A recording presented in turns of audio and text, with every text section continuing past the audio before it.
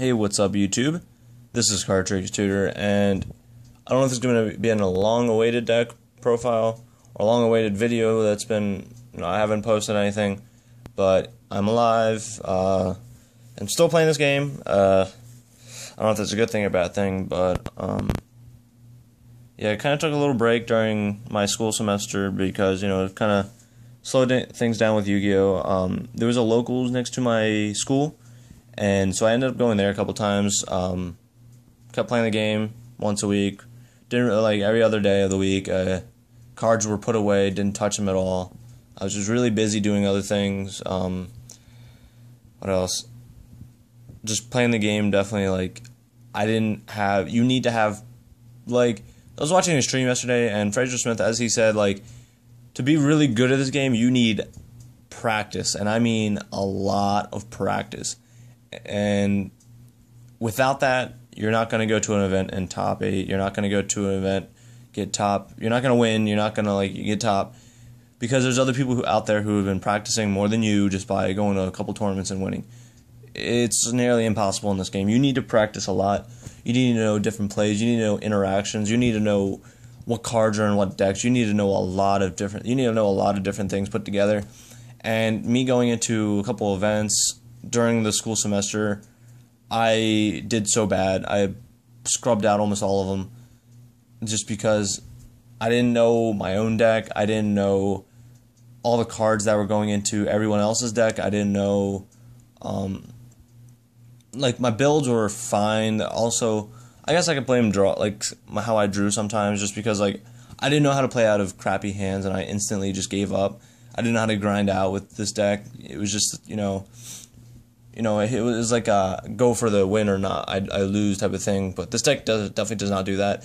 Then comes Nationals, and I grinded, I practiced, and I actually ended up making day 2 at Nationals, and then end up losing the second round of day 2 to Nekroz. Not Nekroz, sorry. I lost to Burning Abyss, and he summoned Vanity's Fiend against me game 3. This was game 1, I smashed him, and then game 2, it was really back and forth. Like, we were almost about to go into time, and, like, I should have lost in the beginning. I Jin locked him, and then he outed it with a Farfa. Like, I couldn't draw any outs, and then after that, it was kind of a grind game for me. And he resolved more trap cards than I could draw at back or outs. And he ended up beating me in game 3. I didn't want to side deck anything because I thought everything was fine. And then he goes, Special Graph, I chain maxi, Tributes for Vanity's Fiend, sets 3 pass. And I'm like, oh my gosh. My hand is literally perfect if Vanity's Fiend wasn't on board. So I had Dance Princess in my hand and I had Brio in my hand. I'm like, oh my god, I have the out. Sweet. So go Brio, activate, search. And I was like, alright, get decisive. I was like, crap, where's my decisive? It's still in my side deck. So the only outs I had was one Book of Eclipse, one Raigeki, and one Book of Moon. Left in the side. Sided out the DD Warrior Lady. And I ended up Valking about like 7 to 8 turns. And still couldn't draw it. So he took the match. And I ended up dropping. But that was Nationals for me. It was a great experience. But yeah, without further ado, let's get into the deck. And I've been playing Nekroz. I think this deck is just so powerful. Yesterday, like, I've been working with the new list. This is the new ban list, so July 2015. I've been working with the new list, and my first list was god awful. Like, I went to a box tournament and I tried, like, the day I had this deck ready to go for a box tournament, and the ban list comes out. I'm like, okay, that's fine. I still get to run my deck because, like, I was running Scolding version with Jin Lock and all that stuff. It's just ridiculous. I set Scolding and then summon Jin and pass. Like, that's not fair. But and then I looked at the ban list, and the first thing I noticed before reading into anything else, like, I mean, I obviously saw Jin because that was on the top, but I saw effective July 16th, and that day was July 16th. So I'm like, are you serious? Like, now I have to change my whole entire deck. So, like, I had to tailor my whole entire deck. And I just put, like, 3 upstarts in there. And I hate upstart in this deck. Don't ever run it in this deck. I don't know how Pat Hoban does it. It's just awful. Like, it got me there a couple times, but, like, life points matter. Like, you just don't want to give your opponent life points. And then I run triple Senju, obviously. At no point in this deck would I run 2. I think it's necessary to always draw this card, or these cards. Like, you always want to have one of these cards in your hand. Whether it being two Senjus, like, even if you're seeing too many, you're still seeing them. And, like, most decks just can't put on game right away. Like, most decks need, like, you to help them. Like, that's what's about these decks nowadays. Shaddoll's, in order for them to OTK you, you need to set up your board so they can set up their board. Like, if I want to, I have to have a Shaddall, or I have to have a fusion or extra deck card on the field for them to get their deck to go full, like, max advantage. And then whereas Burning Abyss, I need to attack their monsters constantly to keep them going off. Like, if I attack their monsters and put them in grave, I'm letting them progress. So, like, it's kind of hard if I just summon a Jew and pass for them to OTK me. The most they can do is like 6,000 damage, and then by that time, I would have another search, and then I summon the Jew, and then I'll definitely have plays. But by that time, hopefully they didn't draw like massive amount of back row. And then to change up the deck, we ran these 4 new Nekroz monsters, which apparently are amazing because I resolve them so much, and well, I don't resolve her as much as I do these 2. And the bad feeling about this one is like, if I draw decisive and I tributed this, I'm like, oh man, I don't get a plus, more pluses. But other than that, like, Old Man is literally like, he's another Senju Manju. You very rarely will resolve Shrit in the fact that you distribute it for Valk, because you're always going to be summoning a Valk off of this effect. And apparently, like, these Gishki visions and shadows are like something to use because, like, they're used as a whole tribute. Why would I do that? If I can't Roto it, I can't Brio it, so how am I going to get to that card effectively? I'm not going to draw in, like, what are the odds of me drawing into it with my ritual and that? I'd rather just use these 3 other cards that cycle. So basically, alright, let me tell you how it goes. So usually I'll go cycle Shrit into a Valk, and then Valk, like, if this is saying if I open up Rhoda, so if I open up Rhoda and like a cycle Valk play, so I go cycle Shrit Valk, search Brio, activate Brio, add this, activate Valk effect to tribute like a monster in this, I guess, to draw 2, like it says Senju in this, draw 2, add Unicorn. Now next turn I can add this back, or next turn, or I can add like a Gungnir or something if I'm trying to game him, or I add this for decisive. Then next turn I can activate a Mirror, banish this, and let's say they end up clearing my board, right, and I have 3 ritual spells in my grave. Now I can just go banish to search a cycle and special the Shrit, and I literally just recycled it twice or once already. Now let's say it goes back to the grave, I can Unicorn back, I can Dagusto Emerald back, I can literally just do anything I want. Like, putting Shrit to 1 did make you have to use other cards, along with Jin getting banned, makes you take other cards out of the main deck, but I still think, like, this engine is good. Anytime you do open up, like, multiples of something, it's really bad. I ended up having a really cool play. I had a Trish in my grave and a cycle and these 2 in my hand against a Klee player. I think I ended up winning that game off of this play. Like, I was so, like, mad because I was like, I lost a double towers game 1, got over one of them, and I was about to get over the second one because I top deck Prep of Rights, but he OTK'd me before that game. But then then game 2, I guess I had cycle and then I had Trish, and I already Trished him. So, like, if he got Trished again, it's a blowout right there. He just lost 4 cards. So, I was thinking, I was like, oh my god, I have no play. But I was like,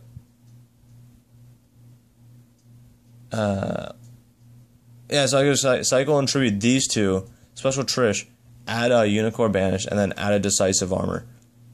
So that was pretty nice. It was all 1-for-1, I think. Yeah, 1, 2, 3. Yeah, it was a 1-for-1. But, like, the fact that I was able to just summon Trish off of these 2, like, luckily got me there. Same with these. These still, like, this would get you there. There's a bunch of weird, like, you can definitely do a lot of crazy things with your levels now with Nekroz Mirror. I might actually bump it up to 3 Nekroz Mirror because you definitely take more. You use it more often than not.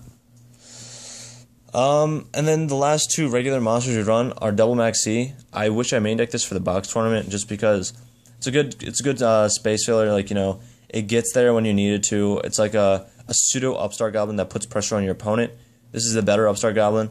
I always love seeing this card in my hand. I think if I'm gonna update this build, I think I might put three maxis in, just because I want to see it more often.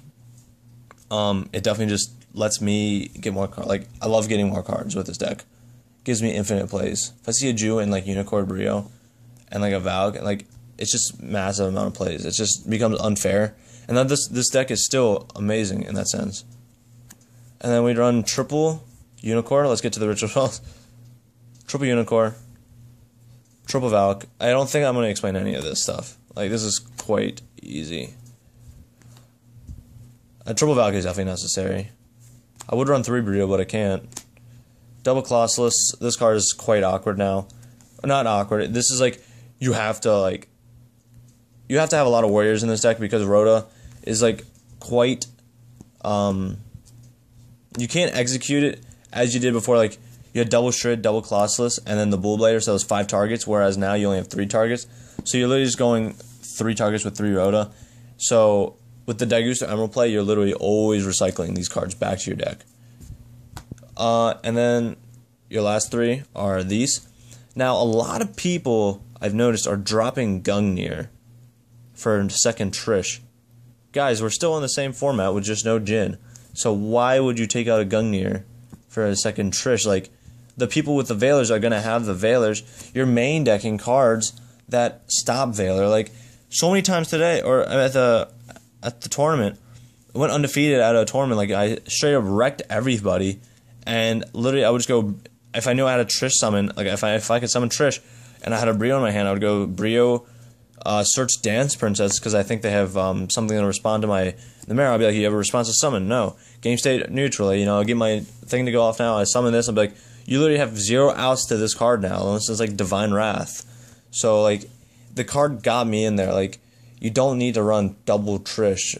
I'd rather have a monster on board. Also, when he's tributed, I get to add a banished one, so that's pretty good. I really want to run 2 Rhoda, like, in this deck, but you gotta run 3. It's just, you gotta get to it as fast as possible. You can't run 2 and then expect to get it to it turn 1.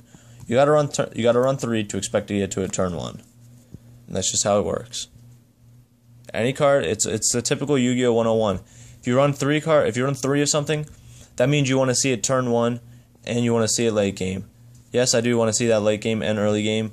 That's why I run 1. If I run 2, that means I want to see it sometimes. I don't want to see it all the time, but I want to see it some. No, I want to see Rhoda all the time, because if Shrit's in my hand, that means I'm cycling through all my cards.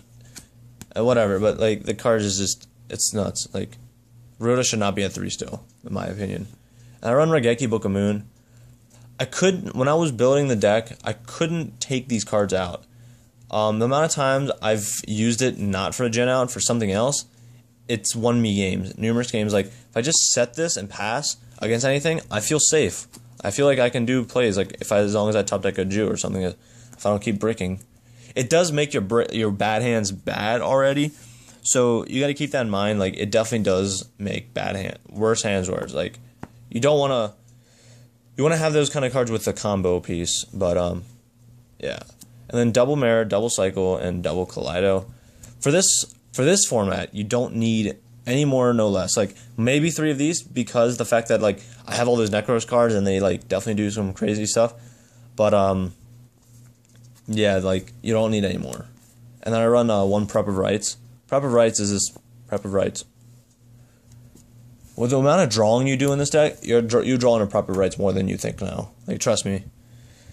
Double Breakthrough Skill. I really wanted to run this card just because, like, now that I have so much space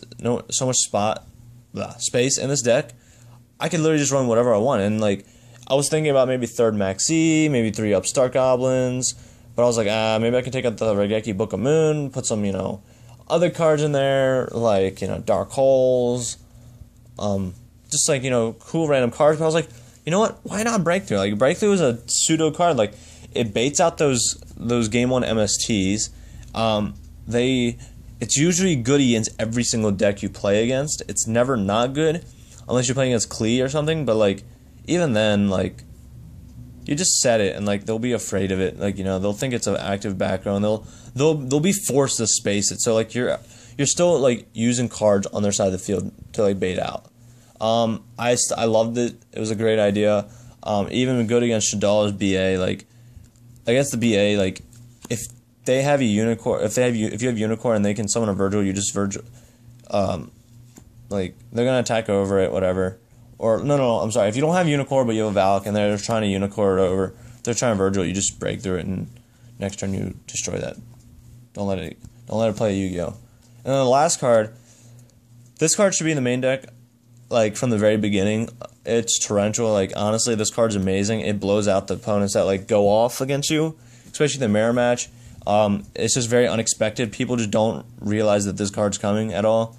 The amount of times I just took 4 monsters away from my opponent, 3 monsters away, they got punished for it. Like, if I'm gonna anytime, so listen, if I'm Valking my board away in this meta and I set 1, do not go off.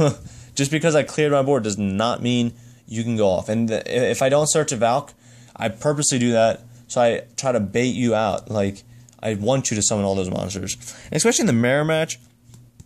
If I'm getting rid of, you're literally just wasting ritual spells. Like, okay, you get them back. I don't care about that, but like, you just literally wasted 2 ritual spells and a normal summon just to put on like 6,600 damage against me, and I just torrential you, and then I go off next turn, and then you lose you lose searches. Like you were maybe wanting to go use to Emerald and draw 2, so you get a plus like 2 on that play. But yeah, that's not happening. Not with Torrentials in the deck. Now, I'm sorry for this deck. This is being a long profile, but it makes up for all the videos I haven't made. So, I then run 1 Blue Eyes Ultimate Dragon. I love this card. I was running 5-headed for the longest time, but Blue Eyes is better. Always. You gotta run Blue Eyes or you lose. 1 Construct, 1 Winda. This goes along with the side deck. That's with the side deck. Double Herald, sorry. In the ARG meta, you run 1 Herald. 1 Star Eater. That's it for the Synchros, for the Kaleido play. 1 Dweller. I was going to run double Dweller, but I'd rather run these cards, and these cards blow out other matchups. 1 Daigusto Emerald. I never needed the second one for the tournament yesterday, but having the second one would have been extremely good. I would have blown out so many people. Like, it would have been strict control. Like, it's insane. 1 Diamond Dire, 1 Exciton. Card's amazing. Like, it managed to bring me back from a Klee player who went double towers. So I just blew up all of his pendulums, and he had like 5 cards in hand. And then he goes attack, and he sets up his pendulums again, pendulum summons, and then I just Exciton the board again. And then so literally, if I was able to get rid of the second towers that one game, I would have won. It would have been ridiculous, but it would have been done. 1 Cowboy, 1 Rhapsody, 1 101,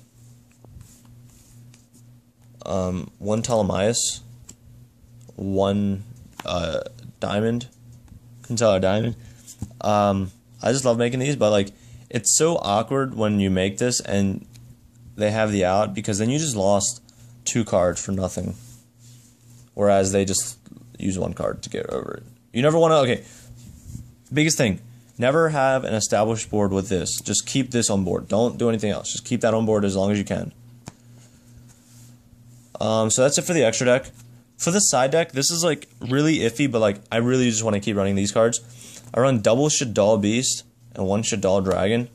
I never resolved any of this, but like I had it in my hand was already the nuts against the Shadal player yesterday, and I had one of these in my hand, I had one of these in my hand, and I had a Valk play, and I go Valk, tribute this, and Exa, draw 2, draw 1 for Beast, and then draw 1, and then add Decisive for Exa, and then I had, that was net me 4 cards, and then I summoned and then I just went off, like I summoned 5 monsters on him, and yeah, that was sick.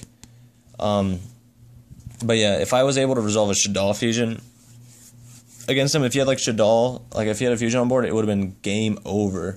Because then I would have resolved so much stuff.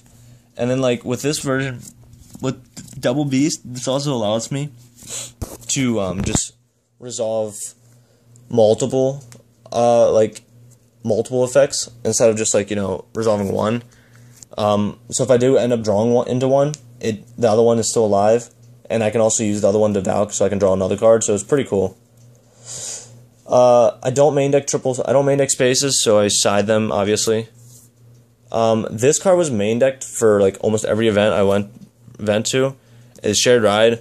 This card is the nuts against the Nekroz. If you know how to use it, it's the nuts. But yeah, there's no reason for me to use it at locals right now.